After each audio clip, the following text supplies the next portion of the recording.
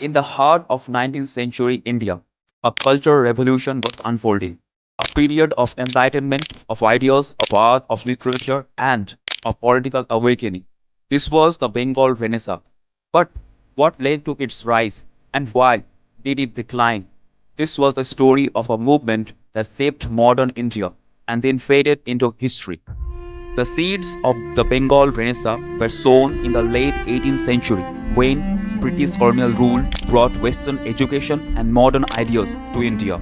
Kolkata, the capital of British India at the time, became the hub of this intellectual awakening. At the forefront was Raja Ram Mohan Roy, known as the father of Indian Renaissance, a visionary who fought against superstitions and social evils like sati and caste discrimination. But he was not alone. A new generation of thinkers emerged, reshaping the way Bengalis viewed society, culture, and governance. With social reform came a literary explosion. Writers like Bankim Chandra Chattopadhyay, Michael Madhusudan Datta, and Sharat Chandra Chattopadhyay gave Bengali literature a new identity. The birth of the novel, the rise of poetic epics, and the influence of Western literary styles blended seamlessly with Indian themes. And then came Rabindranath Tagore, a poet, a philosopher, a composer. He took the Bengali language to the global stage, winning the Nobel Prize for Literature in 1913. His works carried the essence of the Renaissance, questioning traditions, celebrating humanism, and embracing change. But the Bengal Renaissance was not just about literature. It redefined art and science too.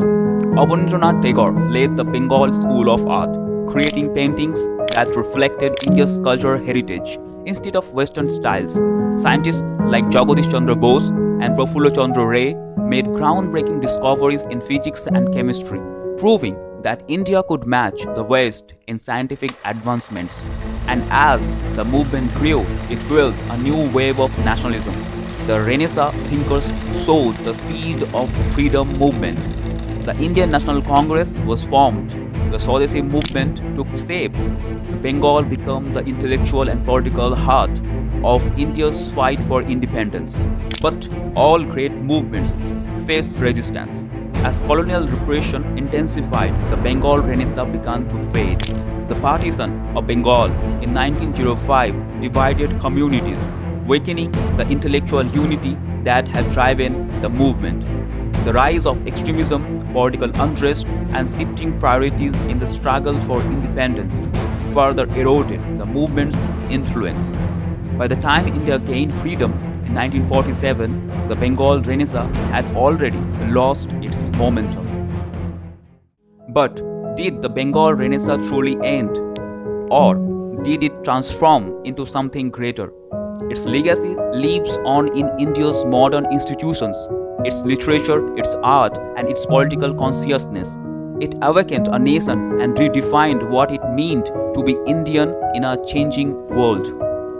Perhaps the Bengal Renaissance did not fall. Perhaps it simply evolved, leaving behind a spark that continues to burn in the heart of Bengal.